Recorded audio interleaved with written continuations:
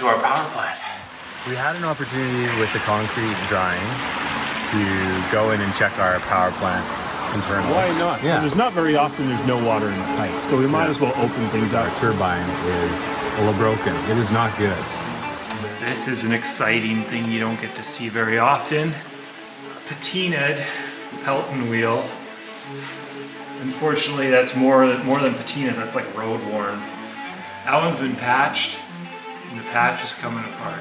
This Pelton wheel has produced power for the last 38 years, on and off, but it has come to the end of its life.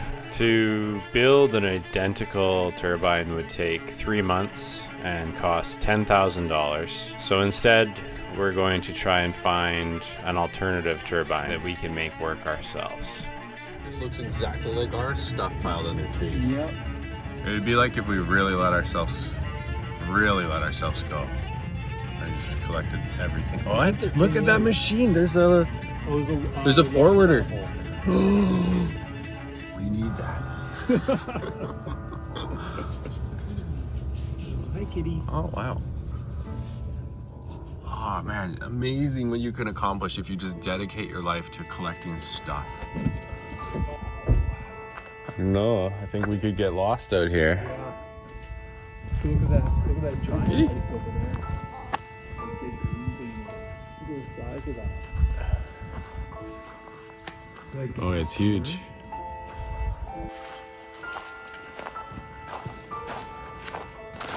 Like, look at this forklift. oh, it's a log, yeah. Oh, it's got a grapple on it. There, it's for when you have bad visibility. Hey, like you're like, oh, I can't see anything. Let's just cut out the entire top off. Not this one either? Probably that one. Oh my goodness. Oh no. And Mike and David were never seen again. I know. They're still looking for parts to this day. There's a fun one. These are ancient chainsaws. Some of you guys might be interested in this sort of thing. Oh, look, there's a pile. There's a chainsaw pile over Oh, there. wait a minute. He was really into home lights. It looks like there's a pile of home lights. I see Quick, follow your dad. Gordon is taking off in the distance. This one actually looks a little like new.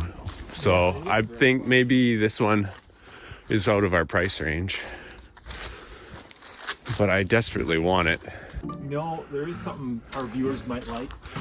Is the Westphalian van back here converted into a shed? Jack this out. All right. I'm also discovering that's an old Wajax Mark III. These things So it's a pump? much smaller than the modern ones. These are called Mark II 6s now. But yeah, it's just a small version of our Mark III. It's for firefighting, pretty standard pump for firefighting. I'd say this whole shed is like pumps. It's got suction hoses all over it. It's organized into like, yeah, pumps. Focus. It's okay. Right now we're approaching discovering the turbine. I think my dad's already got it out. He found it. Looks kind of small back here. Yeah, it doesn't look that big. Actually, it's the same as the one the guy in series quoted. It sounds like stainless. Is that right? It is. I don't know. Is that normal to hand finish it? I don't think it's hand finished. I think it's finished on the lathe. It just looks like someone ground this. It's lathe tool marks. Yeah. Okay, it's not perfect. There's all these little like imperfections in the cup from the casting. But so much better than what we're currently using. What's the width of that?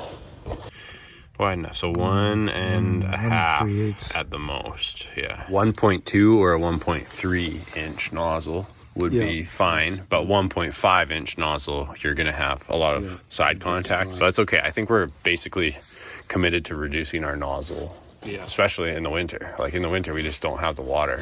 So You might have to move the ladder over here. careful, you'll fall on the lathe. Holy man. Oh, I want one of these. Look at this one. This is a Herbert. So excited. Looks like it's only hanging off of those roof rafters, which are actually nailed in vertically. So. Oh, this is one of those. You don't turn it on. So he just welded that all together. Yeah. This is what I'm talking about. I think we should just be making our own stuff. So I noticed that there's a common trend with people who stash things is they organize it geographically. So if you look nearby, there should be more. Well, there's, I'm not sure. This one's cast iron or bronze or whatever. Yeah, bronze, yeah. Bronze, yeah. That's the jet size of that one. About 1 inch. Maybe Inch and inch and an eighth maybe. at the most. That reel would probably put out 10 kilowatts. The right water. Something like that. Yeah. Feels very cold to me today. Yeah. I don't know how you're feeling, but It does feel cold. it's the middle of winter. Like, you guys won't believe me when I tell you it's like straight up February right now. And we're like, oh, it feels like super cold out. This is -1. Canadians can get soft too, it turns out. So, yeah. Oh man, like sometimes you think, oh, we should have like more weight on this whole system. How much do you think we're gonna end up paying for this stuff anyway? 800 and New cars, not all you do with your hand anymore.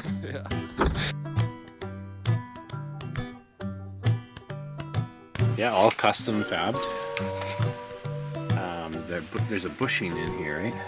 So this is actually welded onto that bushing that we grabbed. The whole thing was heat fitted to the steel shaft and positioned according to a diagram that I jotted down on a napkin. So hopefully my measurements were Key it was way. probably more than the whole Pelton. Anything that's not shiny. It is quite shiny right now, yeah. They confirmed this is stainless steel. Stainless steel Peltons, you can get these like special coatings apparently that are hardeners, and that's what some of the other plants in the area that have like gravel in their water use. They use this like proprietary coating of some kind. Yeah. I was just brazing the other one back together today. Oh, really? Was John? Oh, John had to Or take you off at just, like, 3, and then I was like, I'll give it a go. I'll try brazing. How hard could it be? And I was like trying to braze, and then I ran out of oxygen, and I was like, oh. Classic. Brazing that one back together feels like almost pointless, basically. Like Well, there's just, it's so thin. yeah, you like know? the sidewall on one of the cups was like, it just wasn't there. There was nothing there. I feel like we're doing it to have it like on a shelf as a spare, but now we've gone to a different shaft. Putting that one back in, I don't know if that's ever going to be really a good use of our time. So I have high hopes for this one. Yeah. I think this one will do pretty well. It's pretty nice. You want to see a generator all apart? Yeah, let's look at that.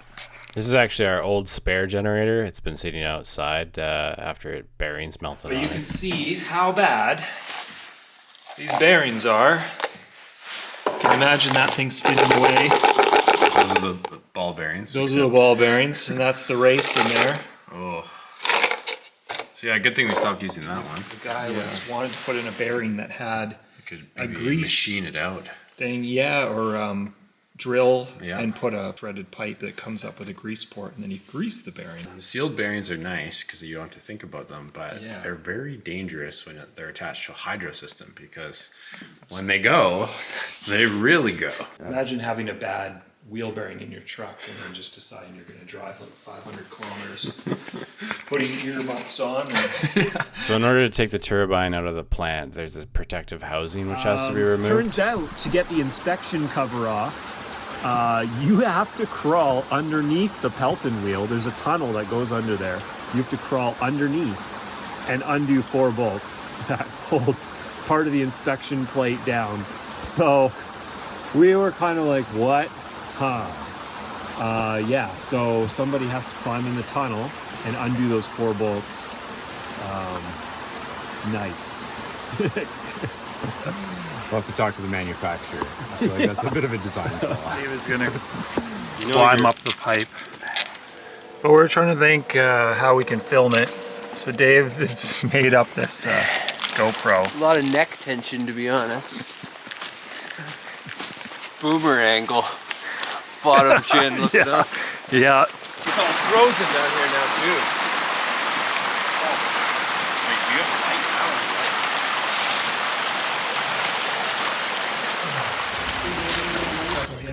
Oh, nice. Because I got one in my eyes now, so I can't see. Let's see what you. All right, here we go, guys.